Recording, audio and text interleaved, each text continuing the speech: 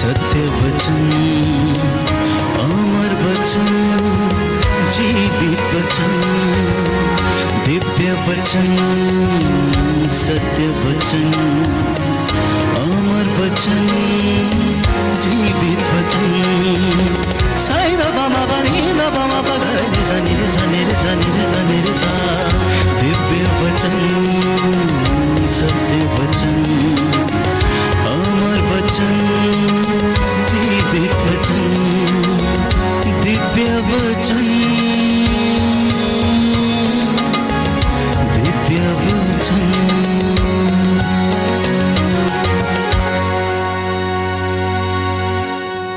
पवित्र आत्मा का सामर्थ्य आपके हृदयों में और आपके जीवन में कार्य करें। हम वचन पर मनन चिंतन करेंगे। मार्कुस का सुसमाचार अध्याय 4 पद संख्या 26 से लेकर 34 तक। प्रियजनों, वचन सशक्त है, जीवंत है और दुधारी तलवार से भी तेज है। ये वचन हमें जीवन प्रदान करता है। ये वचन हमारा मार्ग प्रशस्त करता है। जिन्हें ज्ञान की कमी है, प्यारे भाइयों और बहनों, जो लोग इधर उधर अंधकार में भटकते रहते हैं, मैं समझता हूं कि यदि वे वचन का सहारा लेंगे, परमेश्वर से प्रार्थना करेंगे, तो इस वचन के माध्यम से वो आपसे बातें करेगा। मार्कुस का सुसमाचार अध्याय 4 पद संख्या 26 से लेकर 34 तक। ईसा ने उनसे कहा, ईश्वर का राज्य उस मनुष्य के सदृश है जो भूमि में बीज बोता है। वह रात को सोने जाता है और सुबह उठता है। बीज उगता है और बढ़ता जाता है, हालांकि उसे यह पता नहीं कि यह कैसे हो रहा है। भूमि अपने आप फसल पैदा करती है, पहले अंकुर, फिर बाल और बाद में पूरा दाना। फसल तैयार होते ही वह हंसियां चलाने लगता है, क्योंकि कटनी का समय आ गया है। ईसा ने कहा कि हम ईश्वर के राज्य की तुलना किससे करें? हम किस दृष्टांत के द्वारा उसका निरूपण करें? वह राई के दाने के सदृश है। मिट्टी में बोए जाते समय वह दुनिया भर का सबसे छोटा दाना है, परंतु बाद में बढ़ते बढ़ते वह सब पौधों से बड़ा हो जाता है और उसमें इतनी बड़ी बड़ी डालियां निकल आती हैं कि आकाश के पंछी उसकी छाया में बसेरा कर सकते हैं। वह इस प्रकार के बहुत से दृष्टांतों के द्वारा लोगों को उनकी समझ के अनुसार सुसमाचार सुनाते थे। वह बिना दृष्टांत के लोगों से कुछ नहीं कहते थे, लेकिन एकांत में अपने शिष्यों को सब बातें समझाते थे। सुंदर वचन है प्यारे भाइयों और बहनों। बाइबल हमें बताती है कि प्रभु ये चाहता है कि हम अपने कार्यों को लगातार करते रहें। आप कर्म करते रहें, पुरस्कार देने का काम ईश्वर का है। यदि कोई व्यक्ति आलसी बना रहता है तो परमेश्वर, बाइबल कहती है, आलसी मनुष्य से घृणा करता है। आज के इस नए दिन में परमेश्वर चाहता है कि आप अपने कामों में अव्वल ठहरें, आलसी न बने, कर्म करने से पीछे न हटें। पुरस्कार देने का काम परमेश्वर का है। और प्रभु यीशु इस बात को समझाने के लिए एक बीज का उदाहरण लेते हैं कि किसान अपने खेत में बीज बोता है। वो भूमि को अच्छी तरह से जोतता है और उसमें हर प्रकार के खाद और हर प्रकार के शक्ति प्रदान करने वाली चीजों को डालता है। वो बीज बोकर चला जाता है और आराम करता है, लेकिन उसे मालूम नहीं कि बीज कब अंकुरित होता है और कब उसमें से अंकुर फूटता है। और वो देखते ही देखते धरती को फाड़ कर ऊपर आ जाता है। कुछ ही दिनों में वो पौधे का रूप ले लेता है और वो धीरे धीरे धीरे धीरे बढ़ने लगता है। कुछ महीनों के बाद वो इतना बड़ा हो जाता है कि चिड़ियां आकर उस पर बसेरा करती हैं, अपने घोंसले बनाती हैं और उसमें बहुत अधिक मात्रा में फल लगने लगता है।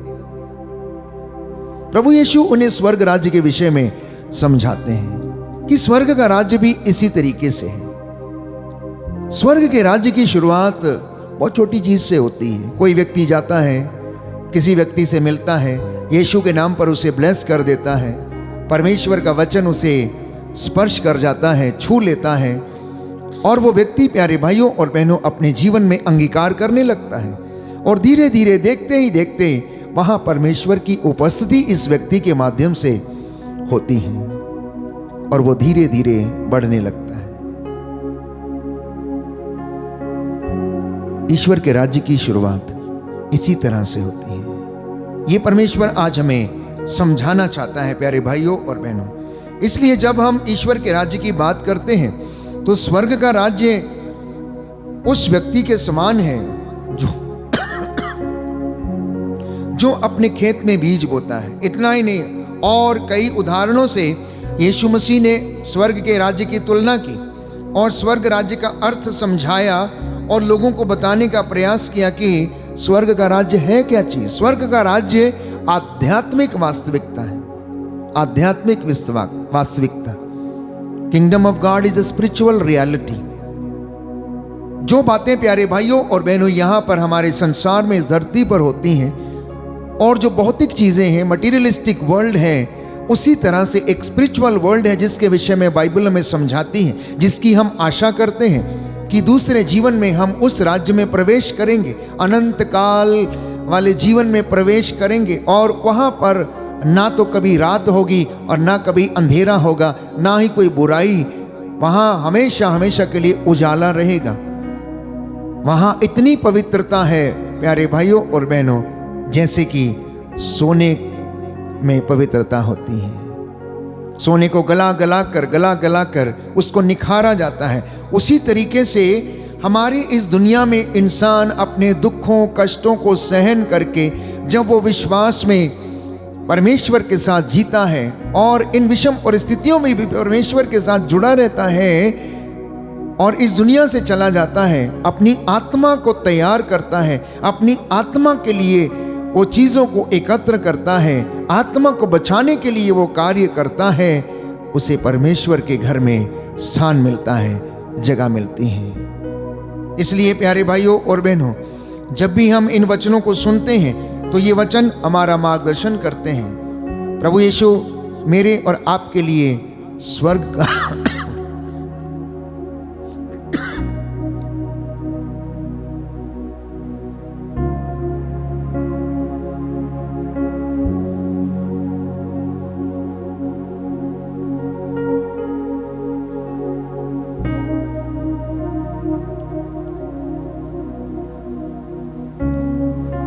जब हम स्वर्ग के राज्य के विषय में मनन चिंतन करते हैं तो लूकस के सुसमाचार अध्याय 17 पद संख्या 20 में हम पढ़ते हैं कि फरीसियों ने पूछा कि स्वर्ग का राज्य कब आएगा। तो यीशु ने उन्हें जवाब दिया, उन्हें समझाया, पर सीधा जवाब नहीं दिया। उन्होंने कहा कि प्रभु यीशु के शिक्षा देने और जो सिखाने का जो तरीका था, वे लोगों को अपनी प्राथमिकताओं पर फोकस करने के लिए ज़्यादा सिखाते थे। उदाहरण के लिए जब यीशु ने 5000 लोगों को खिलाया 5 रोटियों और 2 मछलियों से, तो लोगों को लगा कि मसीह आ गया है, उद्धारकर्ता आ गया, राजा उन्हें मिल गया है। उन्हें लगा कि अनश्वर भोजन के लिए मेहनत करना ही सब कुछ है, लेकिन यीशु उन्हें रोटियों के चमत्कार के माध्यम से अनश्वर वस्तु के लिए नहीं, परंतु नश्वर वस्तुओं के लिए नहीं, परंतु अनश्वर वस्तुओं के लिए मेहनत करना सिखाते हैं। और वो कहते हैं कि जीवन की रोटी मैं हूं, जो मुझे खाता उसे अनंत जीवन प्राप्त है। यूहन्ना के 2 शिष्य यीशु से पूछने के लिए आए कि क्या आप वही हैं जो आने वाले थे या हम किसी और का इंतजार करें? यीशु ने उनसे कहा कि आओ और देख लो। और वो उनके पीछे गए। वो दोनों शिष्य यूहन्ना के उनके पीछे गए। उन्होंने जाके देखा कि यीशु किस तरीके से जीते हैं, कैसा जीवन व्यतीत करते हैं। उन्होंने देखा कि वो चमत्कार करते हैं। उन्होंने देखा कि लोगों को चंगा करते हैं। उन्होंने देखा कि मफलूसों को बहाल करते हैं। इतना ही नहीं, याकूब और यूहन्ना दोनों प्रभु यीशु के दाएं और बाएं बैठने के लिए निवेदन करते हैं। जबेदी के पुत्रों की माता यीशु के पास आती है और कहती है कि आप इन्हें अधिकार दीजिए कि एक आपके दाएं और एक आपके बाएं बैठे। इतना ही नहीं, निकोदेमुस प्यारे भाइयों और बहनों जब यीशु से मिलता है तो वह अपने सवालों की कश्मकश में रहता है। उसके मन में बहुत सारे सवाल थे। उसे समझ नहीं आया कि मनुष्य दोबारा जन्म कैसे ले सकता है। वास्तव में प्रभु यीशु उसे यह समझाना चाह रहे थे कि जब तक कोई व्यक्ति अपना मन नहीं फिराता, जब तक कि पुरानी बातों को भूलकर नया धारण नहीं कर लेता, जब तक कि वो मसीह में विश्वास नहीं कर पाता, तब तक उसे अनंत जीवन प्राप्त नहीं है। तो आत्मिक जीवन जीना एवं उन्नति करना, आत्मिक जीवन जीना ये अपने आप में एक संघर्ष है। आध्यात्मिक रूप से नया बनना अर्थात पुनः जन्म लेने के जैसा है। तो यीशु चाहता था कि निकोदेमुस आत्मिक रूप से, आध्यात्मिक रूप से फिर से जन्म लें। और प्रभु यीशु हमें नित्य प्रतिदिन चुनौती देते हैं। आज आपने जो वचन सुना है और जो सुन रहे हैं, प्रभु चाहता है कि आप भी आध्यात्मिक रूप से नए बन जाएं। पुराना सब कुछ पीछे छोड़कर प्रभु के साथ आप आगे आएं। पवित्र आत्मा के सामर्थ्य से आप जीवन जिएं। सवालों एवं सिद्धांतों को, दृढ़ता एवं विश्वास को, जिससे कि आपकी प्राथमिकताएं प्यारे भाइयों और बहनों बरकरार रहें। क्योंकि हमारी प्राथमिकताएं बिगड़ी हैं, इसलिए हमारी जिंदगी में कष्ट है। Our priorities are disoriented. That is the reason people go through lot of problems, lot of struggles in their life. जिनको सुबह उठना चाहिए, ज्ञान प्राप्त करना चाहिए, वो दिन भर सोते रहते हैं, आलसपन का जीवन व्यतीत करते हैं। प्राथमिकताएं बिगड़ी हुई हैं और इसीलिए मन में अशांति है। फिर ऐसे लोग आर्थिक तंगी में रहते हैं। कुछ समय के बाद कर्ज के शिकार हो जाते हैं और कर्ज अदा नहीं करने की परिस्थिति में वो डिप्रेशन में चले जाते हैं। क्यों? क्योंकि प्राथमिकताएं बिगड़ी हुई हैं। तो प्राथमिकताओं को लाइन अप करना प्यारे भाइयों और बहनों जरूरी है। और जब हम इस तरीके से कार्य करते हैं तो हमें पता चलता है कि परमेश्वर हमसे क्या चाहता है। क्या मैं ईश्वर को अपने जीवन में मौका देता हूं? क्या आप अपने जीवन में ईश्वर को मौका देते हैं कि वो आपकी जिंदगी में कुछ काम करे, वो मेरे जीने के तौर तरीके और ईश्वर के राज्य के अनुरूप कर दे? मेरे जीने को, मेरे रहने को, मेरी सेवकाई को अपनी इच्छा के अनुसार वो संचालित करे। कभी आपने सोचा है कि ईश्वर का राज्य क्या है? राज्य का नाम सुनते ही हम किसी भौगोलिक परिस्थिति के विषय में मनन चिंतन करते हैं। किसी भौगोलिक क्षेत्र के या चित्र को हम अपने मन में लाते हैं, परंतु ये ऐसा नहीं है। ईश्वर का राज्य, मैंने कहा, आध्यात्मिक वास्तविकता है, स्पिरिचुअल रियलिटी है। जहां ईश्वर की इच्छा पूरी होती है वहां स्वर्ग का राज्य है। इसलिए जब हम अनंत काल की या अनंत काल के देश की बात करते हैं तो वहां ईश्वर की मर्जी पूरी होती है। स्वर्गदूत दिन रात उसकी आराधना करते हैं। स्वर्गदूत धूपदान लेकर नित्य प्रतिदिन होशाना हालेलुया के नारे लगाते रहते हैं। इसलिए पोप बेनेडिक्ट 16वें ने प्यारे भाइयों और बहनों अपनी एक किताब जीसस ऑफ नाजरेथ में पार्ट 1 में लिखा कि प्रभु यीशु लोगों को आकर्षित करते हैं और ये बताने के लिए वो वास्तव में ईश्वर की उपस्थिति है। फरीसियों ने सोचा कि ईश्वर का राज्य सांसारिक रूप से आएगा, पर यीशु उस राज्य के विषय में बोलते हैं और वे कहते हैं कि मेरा राज्य इस संसार का नहीं है। मेरा राज्य इस संसार का नहीं है। जब पिलातुस ने उनसे पूछा कि क्या आप राजा हैं, तो उन्होंने कहा आप ठीक कहते हैं, परंतु मेरा राज्य कहता है इस दुनिया का नहीं है, इस संसार का नहीं है।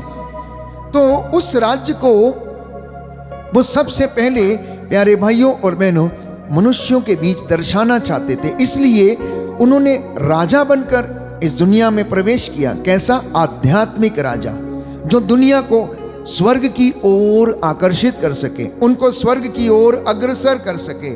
शिष्यों ने पेंतेकोस्त के दिन अनुभव किया कि जब पवित्र आत्मा उनके ऊपर उतरा तो वो चुप नहीं रहे, वो चुप नहीं रहे। उन्होंने जाके अंगीकार किया, उन्होंने जाकर बोलना शुरू किया।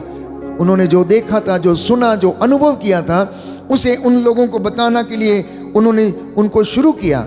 यीशु ने उन्हें प्रार्थना सिखाई, तेरा राज्य आवे, हे हमारे पिता तू जो स्वर्ग में है, तेरा राज्य आवे, तेरी इच्छा जैसे स्वर्ग में पूरी होती है पृथ्वी पर भी पूरी हो।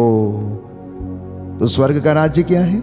जहां ईश्वर की मर्जी पूरी होती है। लेकिन इस दुनिया में ईश्वर बहुत कुछ करना चाहता है और वो कर रहा है, लेकिन इंसान उसकी इच्छा को पूरी होने देना नहीं चाहता। इसलिए इस दुनिया में बुराई का बोलबाला है, शोषण का बोलबाला है, अत्याचार का बोलबाला है, हर प्रकार की अश्लीलता का बोलबाला है, ईर्ष्या, द्वेष, अहंकार, घमंड, द्वेष, मतवालापन, रंगरलियां, इस प्रकार की अनेक बुराइयां प्यारे भाइयों और बहनों इस संसार में व्याप्त हैं। तो स्वर्ग का राज्य कहाँ है?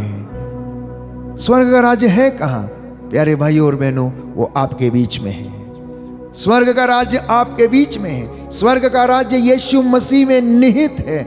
लेकिन शास्त्री और फरीसी और लोग इस बात को पहचान नहीं सके। स्वर्ग का राज्य यीशु मसीह है। उन्होंने दिखाया, उन्होंने जी के दिखाया। प्यारे भाई और बहनों, जहां ईश्वर की इच्छा पूरी होती है और जहां पर प्रभु यीशु विराजमान है, जहां पर उसकी मर्जी पूरी होती है, वहां पर ईश्वर का राज्य आ गया है। और मैंने आपसे कहा कि ये एक स्पिरिचुअल रियलिटी है। इसलिए स्तोत्र संख्या 126 पद संख्या 2, भजन संहिता 126 पद संख्या 2 में हम पढ़ते हैं कि हमारे मुख पर हंसी खिल उठेगी, हम आनंद के गीत गाने लगे। गैर यहूदी आपस में कहते थे कि प्रभु ने उनके लिए अपूर्व कार्य किए हैं। यशायाह नबी के ग्रंथ अध्याय 6 पद संख्या 10 में प्रभु का वचन हमें बताता है कि मैं प्रभु में प्रफुल्लित हो उठता हूँ, मेरा मन अपने ईश्वर में आनंद मनाता है। प्रभु ने मुझे मुक्ति के वस्त्र पहनाए, धार्मिकता की चादर ओढ़ाई है। और संत पौलुस पेतरुस को लिखते हुए पहले पत्र अध्याय 1 पद संख्या 8 में कहता है कि आपने उन्हें कभी नहीं देखा, फिर भी आप उन्हें प्यार करते हैं, फिर भी आप उन्हें प्यार करते हैं। कितनी अच्छी बात है। ये है परमेश्वर का वरदान जो मुझे और आपको दिया गया है। इसलिए हम उस राज्य में पहुंचने के लिए पूरा प्रयत्न करें। और उस राज्य का जो राजा है, उस राज्य का जो स्वामी है, वो प्यारे भाई और बहनों प्रभु यीशु मसीह है। आज का ये वचन आप लोगों को आशीष प्रदान करे और आपकी जिंदगी में खुशियां लाए और आपको आनंद दे।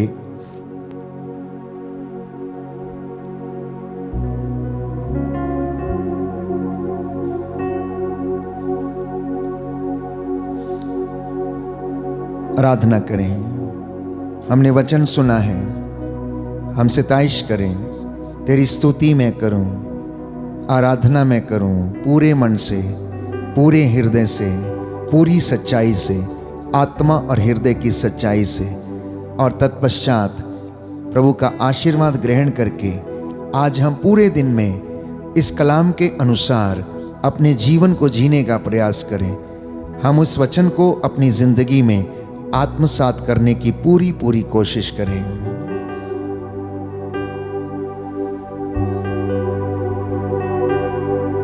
तेरी स्तुति मैं करूं, आराधना करूं दिल से, दिल से। तेरी स्तुति मैं करूं, आराधना करूं दिल से, दिल से। तेरी स्तुति मैं करूं, आराधना करूं दिल से, दिल से। हे प्रभु यीशु, तेरे इन बच्चों को मैं तेरे हाथों में देता हूँ, इन माता पिता को, इनकी संतानों को, इनके कामकाज को, इनके बिजनेस को प्रभु ब्लेस कीजिए, आशीर्वाद प्रदान कीजिए। जितने भी लोग हमारे साथ ऑनलाइन प्रार्थना में जुड़े हुए हैं, तेरा आत्मा इनकी अगुवाई करे, इन्हें आशीष प्रदान करे। तेरी स्तुति मैं करूं, आराधना करूं दिल से, दिल से। तेरी स्तुति मैं करूं, आराधना करूं दिल से, दिल से। जो लोग बीमार हैं उनके लिए प्रार्थना करें, जो रोग शैया पर हैं उनके लिए प्रार्थना करें, जो दुर्घटनाग्रस्त हो गए हैं उनके लिए प्रार्थना करें, प्रभु ने सांत्वना दे। जो अस्पतालों में है, आईसीयू में है, जो प्रसव पीड़ा में है, जो डॉक्टर इनका इलाज करते, नर्सेस इनका इलाज करते हैं, प्रभु इन पर दया कर, इनके हाथों को शुद्ध कर। हे प्रभु, जो बीमार हैं उनकी हड्डियों में तेरा पवित्र सामर्थ्य लहू जो चंगा करता है बहने लगे, इन्हें शिफा मिले और तू इनकी रक्षा करे। इसके लिए हम तेरी आराधना और तेरी स्तुति करते हैं। तेरी स्तुति मैं करूं, आराधना करूं दिल से, दिल से। तेरी स्तुति मैं करूं, आराधना करूं दिल से, दिल से। सभी प्रचारकों के लिए, याजकों के लिए, पुरोहितों के लिए, धर्माध्यक्षों के लिए, जितने भी लोग दूर दराज में प्रभु के नाम को महिमा देते हैं, ऊंचा करते हैं, जो अत्याचार सहते हैं, हे प्रभु उनको सांत्वना दे, उनके मुख पर अपने शब्दों को रख, उनके द्वारा बहुत से लोगों को ब्लेस कर। हम इसके लिए तेरी आराधना करते हैं, तेरी स्तुति गाते हैं। तेरी स्तुति मैं करूं, आराधना करूं दिल से, दिल से। तेरी स्तुति मैं करूं, आराधना करूं दिल से, दिल से। प्रभु हम तेरी आराधना करते हैं, सृष्टि के लिए धन्यवाद देते हैं, सूरज, चांद, तारे, नदियां, पेड़ पौधे और पर्वतों के लिए, सुंदर वस्तुएं जो तुमने हमारे लिए बनाई हैं, प्रभु हम तेरा धन्यवाद करते हैं। हे प्रभु यीशु, हम मानव जाति के लिए तेरा शुक्रिया अदा करते हैं, जिसको तूने बल, बुद्धि, ज्ञान दिया, जिसने कि अपने इस्तेमाल के लिए सुंदर और भव्य वस्तुओं का निर्माण किया। तो इनकी देखभाल करता है, इन्हें उत्तम गेहूं से खिलाता है। हम तेरी बंदगी करते हैं, तेरा धन्यवाद करते हैं, तेरी स्तुति गाते हैं। अपने स्वर्गीय भंडारों से तो अपने इन बच्चों के भंडारों को आशीष दे, इनकी धन संपत्ति पर लगे पाप श्राप बंधन टूटे। हम तेरी आराधना करते, तेरी स्तुति गाते हैं। तेरी स्तुति मैं करूं, आराधना करूं दिल से, दिल से। तेरी स्तुति मैं करूं, आराधना करूं दिल से, दिल से। अपने लिए भी प्रार्थना करें। आज परमेश्वर हमें बल, बुद्धि और ज्ञान प्रदान करे, सुलेमान के जैसा ज्ञान दे, सोचने, समझने और निर्णय लेने का, निष्पक्ष रूप से न्याय करने का वरदान प्रभु आज हमें प्रदान कर। आज हम जहाँ कहीं भी आने जाने वाले हैं, हे प्रभु उन मार्गों में तेरे स्वर्गदूत हमारी अगुवाई करें, हर पल हमें संभालें। हम तेरी आराधना करते, तेरी स्तुति गाते और निवेदन करते हैं। तेरी स्तुति मैं करूं, आराधना करूं दिल से, दिल से। तेरी स्तुति मैं करूं, आराधना करूं दिल से, दिल से। जितने भी दंपति निसंतान हैं प्रभु, आज उन्हें संतान का वरदान मिले। हे प्रभु यीशु, जो आपकी चंगाई की राह देख रहे हैं उनको स्पर्श कर, उनके शरीर की नसों में तेरा पवित्र सामर्थ्य लहू दौड़ने लगे। हे प्रभु, हमने जो मांगा इसमें हमारी नहीं तेरी इच्छा पूरी हो जाए। हमारे परिवार प्रभु यीशु आपके स्थान बन जाए, आपकी महिमा हमारे परिवारों में प्रकट हो जाए। हम तेरी आराधना करते, तेरी स्तुति गाते हैं। तेरी स्तुति मैं करूं, आराधना करूं दिल से, दिल से। तेरी स्तुति मैं करूं, आराधना करूं दिल से, दिल से। समर्पित करें, समर्पण का ये समय है। समर्पित करें प्यारे भाई प्यारी बहन, जो घुटना टेक सकते हैं टेकें। हम प्रभु की आशीष को ग्रहण करने के लिए अपने आप को तैयार करें।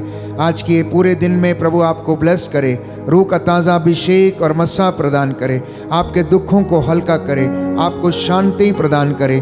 प्रभु का आनंद ही हमारा बल है। वो अपने बच्चों को आज ब्लेस करे। मैं आपके लिए प्रार्थना करूंगा।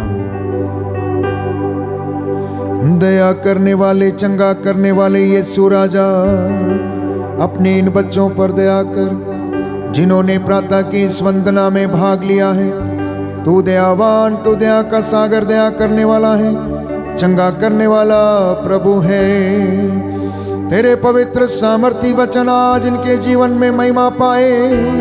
इन्हें चंगाई प्रदान कर, रूह का ताज़ा अभिषेक और मसा इन्हें दे। हे प्रभु यीशु, मैं तेरी आराधना करता हूँ, तेरी स्तुति गाता और तेरी महिमा गाता हूँ। मूसा के जैसे हाथों को उठाकर हे प्रभु यीशु मैं मध्यस्थता करता हूँ। हम तेरे आगे सिरों को झुकाते, हमारी प्रार्थना को सुनना और अपने बच्चों को आशीष प्रदान करना। हमारे मुख से प्रभु यीशु तेरी बंदगी होती जाए। हमारे इन शरीर के द्वारा, शरीर के अंगों के द्वारा तेरी महिमा होने पाए।